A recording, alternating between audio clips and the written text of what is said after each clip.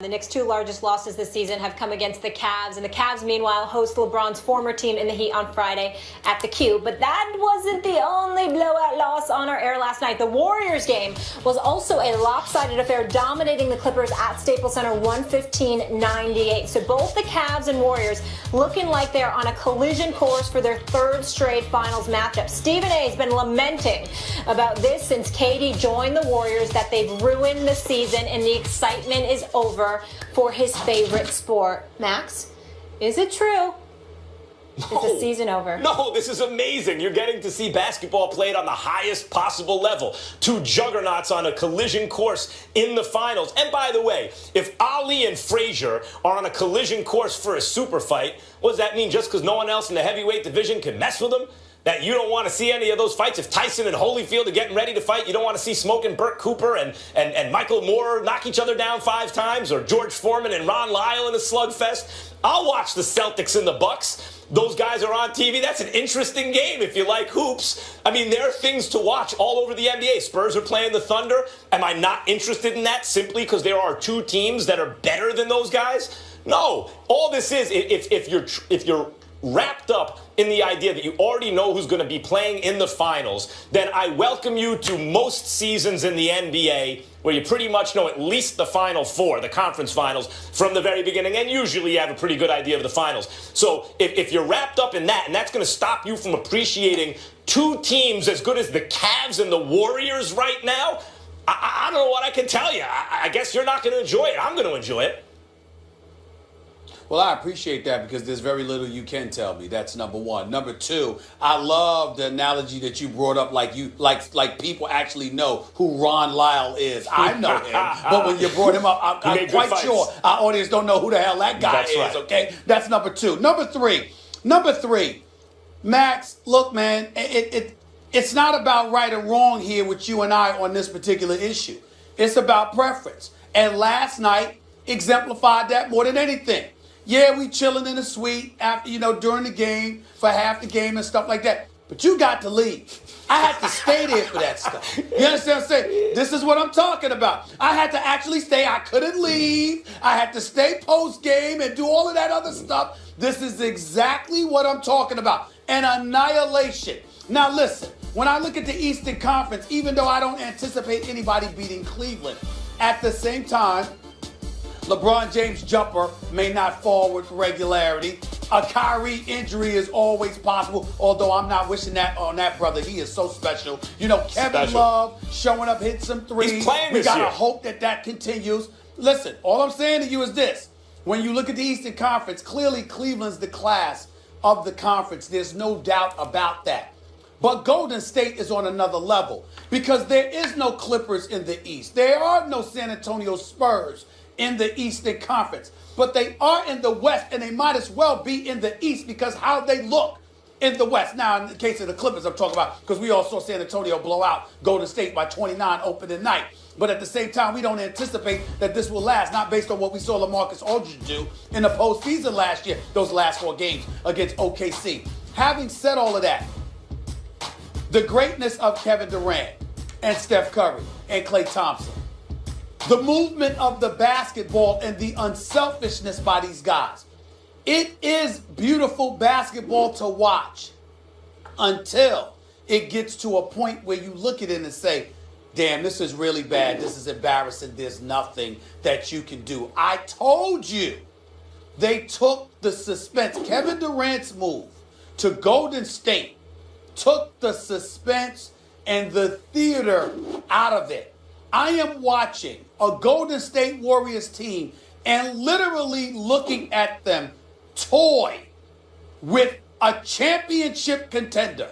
And I'm saying to myself, my God, this is so bad, I don't even know what to say. And then the only hope that we would have for the Clippers is if Blake Griffin elevates himself to a superstar, helps them slow the game down because this dude is dominating in the post. And what is he doing? Shooting fall-away jumpers over dudes half his size. I mean, it's just embarrassing. Yeah, I'm with you there, but let me follow this logic. I'm with you on Blake, but let me follow. Go ahead. As far as performance last night, that's on Doc too. We'll get into that later also. But let me get this logic. How's it on Doc?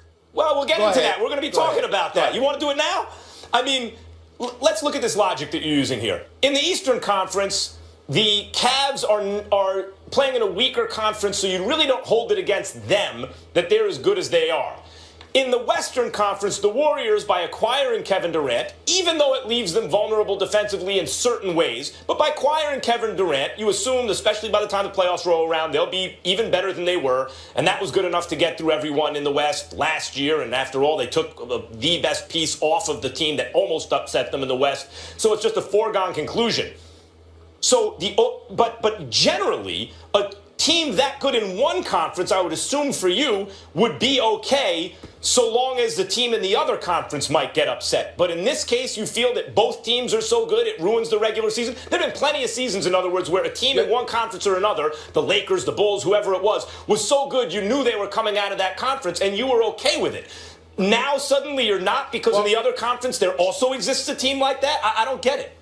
Well, I'll help you get it. Number one, I think that, first of all, other teams were built. In the case of Cleveland, that's different because LeBron left South Beach. There was drama as to why he left South Beach, going back home, somewhat nostalgic and things of that nature that factored into the equation. So you're thinking about more of it than just basketball. You're thinking about what his winning would do for Northeast Ohio. You're thinking about what him winning and bringing a championship back to the city of Cleveland for the first time in 52 years would mean. You're thinking about all of these different things. In the case of, and not only that, you were also thinking, as much as I did not feel this way because I absolutely loved him in South Beach, I'm damn near still mad at him for not being in South Beach because I have no really reason. That's what you really mean when you say the regular season is ruined. That's what you really mean. Well, that hurts. Well, that is a point. That is a valid point. You don't need to be at South Beach. That does play a factor. That does play a factor. Yes, I do. Actually, You don't. Really do. You don't. But the point that I'm trying to make to you, that's the point. With Golden State, Kevin Durant leaving a championship contender, up 3-1 in the conference finals, to go to the team that beat him, who happened to be 73-9 and the reigning defending NBA champions at the time. I mean, it's unbelievable to me. And it's just, it's taken the theater out of it for me. I'm watching the theater, Stephen A. I'm watching slaughters. It wasn't enough. I don't feel that way. Didn't have enough in Oklahoma City to get over the hump against the Warriors, and the Warriors didn't have enough without Durant to get over the hump against LeBron James. And now they've joined forces, and we'll see if their combined forces can get past LeBron. Draymond doesn't get suspended for Game 5. The Warriors are two-time champions right now. All right, guys, got to agree. Draymond doesn't get suspended. The Warriors are two-time champions right now. Yeah, I believe that. Gentlemen, let's leave it there. Injuries too. Game 6. Coming up next. Phil had made some comments that kind of caused a little stir about the way you maybe hold on to the ball a little too much. Come on, man. Do you have any reaction? Thank you. Sorry, man. I don't want to answer those questions. Is it, I mean, you guys have a discussion, is it productive to talk about it like that? What's the game? I don't know. I don't even know what was said, so I just don't want to get into it. I mean, I don't even know what was said, to be honest. I just don't even want to talk about that. What are you talking about exactly? I want to stay away from that at this point. My focus is my teammates and winning. We've been playing great basketball. And that's the only thing I'm focused on. Whatever Phil said, he said. I have nothing to say about that. Just living up to his name, feeling kind of mellow there. Stephen A., does Carmelo Anthony, should he demand a trade at this point? Yeah, I think he should. Max, I've known Carmelo Anthony for a long, long time. One of the things that Carmelo Anthony and I adamantly disagree about is that I've been on him to ask out of New York, and I'm a diehard Knicks fan. I'm a native New Yorker, but I got a lot of love for Carmelo Anthony. In this situation with Phil Jackson, Carmelo's not built for this. Carmelo is real. Carmelo is one of those individuals that he will refrain from saying anything at all rather than dance around an issue and say things that, without saying what he really wants to say. And, he's never told me this because I have to be completely honest about this. He's never told me this. But again, I've known him for more than a decade, closer to 15 years, actually. And I'm telling you right now, I don't think he likes Phil Jackson. I know I don't like Phil Jackson, and I can't blame him for not liking Phil Jackson. And here is why. because of situations like Carmelo Anthony had to deal with last night. Here you are in the media capital of the world, clearly in a position where you're going to be flummoxed by just an avalanche of reporters because of something this man said when he's sitting in the stands for home games, when he ain't traveling to road games unless they're to LA, which is where he lives most of the time. And that's about it.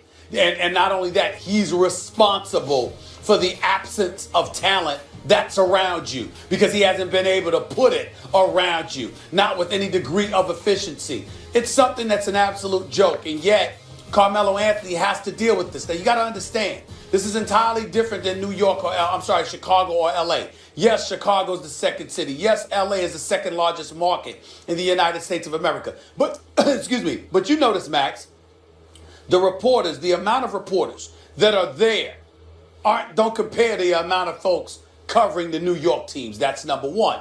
And number two, those teams were relatively successful. Michael Jordan and the Chicago Bulls didn't stink up the joint.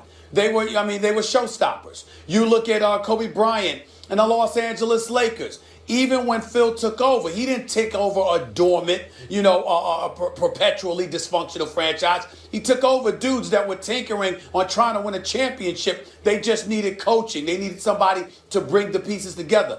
This is an entirely different situation. The New York Knicks stink for the most part. This year, they're better, basically average, and because of that, we thought there was cause to celebrate. But then in the midst of all of that, you ticked off LeBron James, who came into the Garden, embarrassed you along with Kyrie Irving and the rest of Cleveland, by the way, because they hit 22 three-pointers, which is a Garden record for crying out loud against the Knicks. And then on top of it all, they're adding insult to injury by having a water bottle contest during the game. Yeah, we're going to get into that. This is the that. Kind of stuff that's happening. We're going to get into that. And Melo is subjected to it is all I'm trying to say. He's not built to have a bunch of people coming at him to have to answer about what his boss says about him, because what Melo wants to say about him, Max, is you know what you can kiss, but he can't do that. And that's hard for him. Melo's also not built to be the best player on a championship team. Never was, or it had happened already. But this ain't a championship team. It's not. It's certainly not. But almost no matter, if you have a championship team, then by definition there'll be a better player on it than Carmelo Anthony, and he's an excellent player offensively. I understand that. The question is, should he demand a trade? And the answer is no. The Knicks should trade him, but he shouldn't demand it because the Knicks will get less back for him. I suppose from Carmelo's point of view, he should demand it because then that lowers his trade value, and wherever he's going gets to retain more of their assets and therefore be a better destination for him. But from the Knicks' point of view, they should trade him now. They should have traded him last year. They should have traded him a long time ago, so the sooner they trade him, the better. It's not because he's not good. He's very good. It's because they're never going to win a championship with him. His age doesn't coincide with Porzingis' age in a way that will ultimately lead to them winning a championship. I agree with you that Carmelo deserves better, and maybe the Knicks don't, but if you root for the Knicks, which I have for most of my life, then you'd like them to get something good for him. And what should they get for Carmelo Anthony?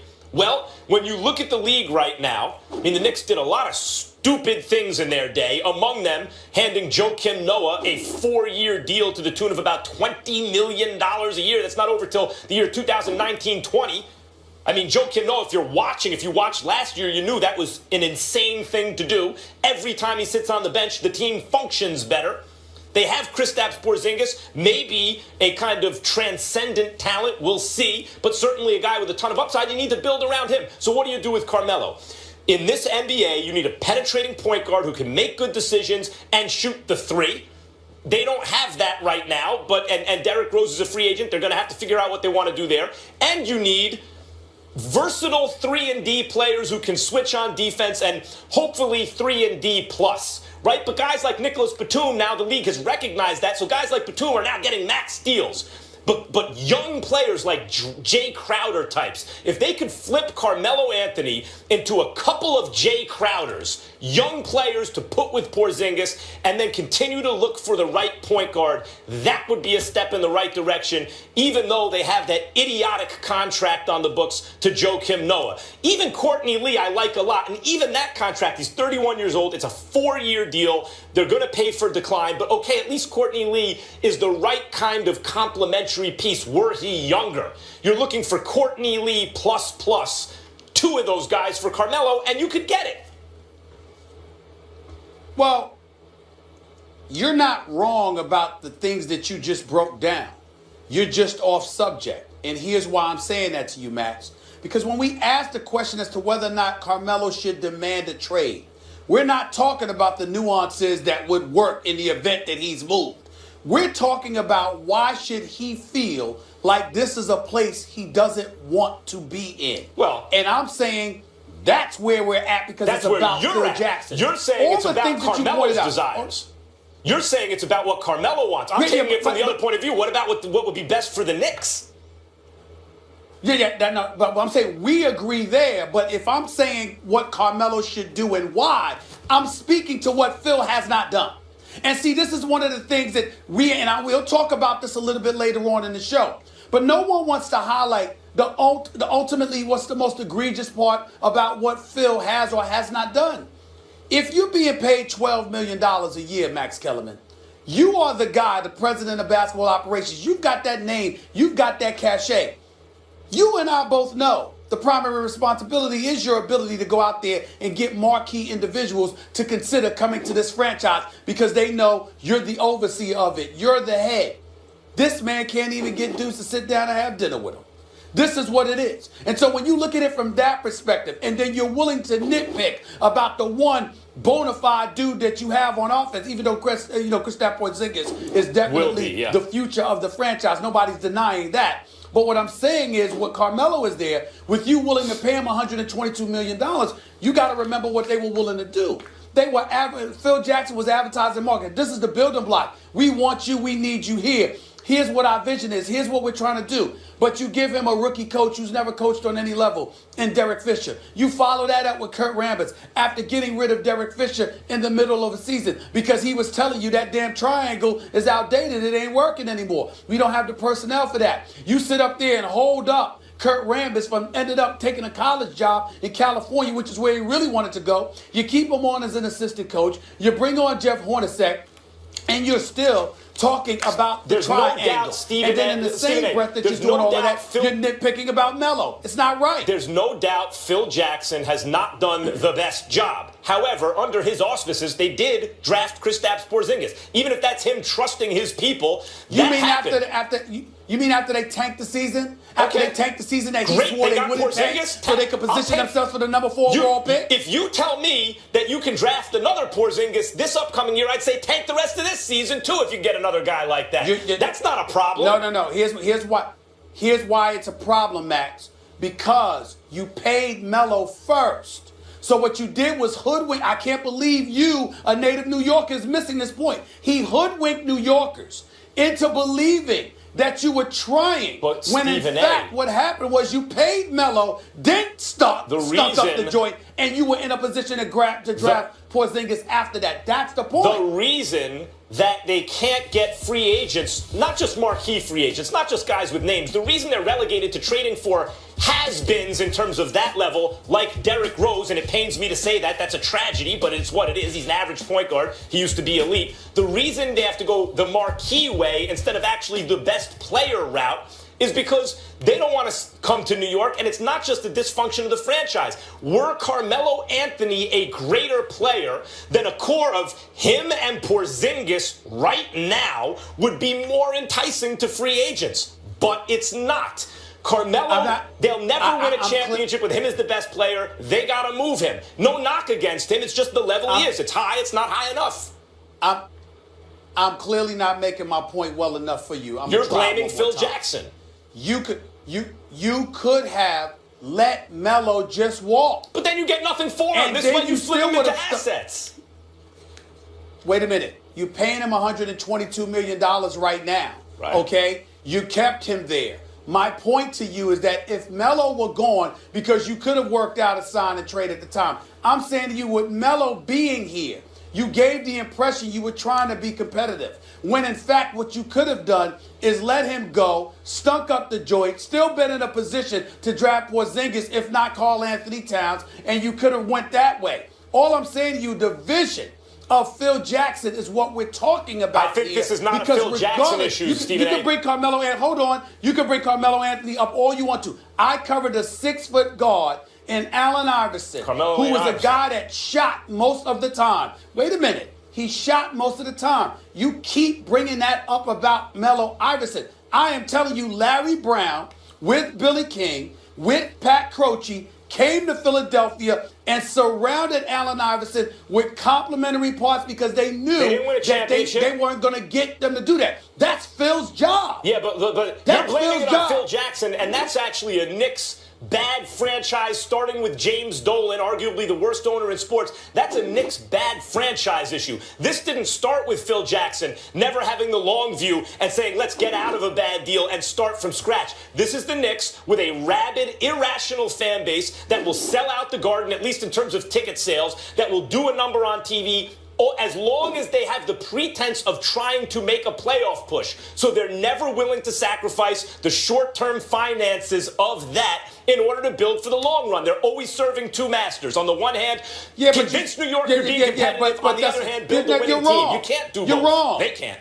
You're wrong. You're wrong. And here's why you're wrong. And here's why you're wrong. Nobody since the days of Dave Checketts, when Charles Dolan was running the show, not his son James, nobody has had the cachet that Phil had. You cannot ignore. I can understand if Phil hired the Larry Browns or Phil sat up there and had the Jamal Crawfords and the David Lees and people like that. No, Phil brought in, even though he's re-signed Carmelo Anthony, he brought in Derek Fisher, who never coached. He wanted to give the job initially to Kurt Rambis to succeed him. Then ultimately he brought in Jeff Hornacek. When you look at some of the things that Phil has done, you can't blame that on Dolan. Dolan's the owner. He cuts the check. Phil has had autonomy. What has he done with it? You're saying that Phil Jackson hasn't maneuvered with his cachet, with his credibility around the league well enough. I agree with that. But this issue with the Knicks... Well, that's fine. Then why can't we stop there? He's made plenty of mistakes. This issue with the Knicks predates Phil Jackson, and the question is, should Carmelo ask out of town? I suppose you can say, yes, it's in his best interest, but my point is the Knicks should move him and should have moved him long ago. They can't move him soon enough. All right, guys, we got to leave it there. The Knicks... I would remind you, by the way, Molly, I would remind Max Kellerman that the 2 seasons before that, Mike Woodson guided the Knicks to 54 wins and an Atlantic Division crown and a trip to the second round of the Eastern Conference playoffs. Let's not act like Phil. What I'm just saying. The point is that they certainly didn't stink the way that they do now. They should hang an Atlantic Division banner at the Garden. I know this one's personal for you, but we got to move on.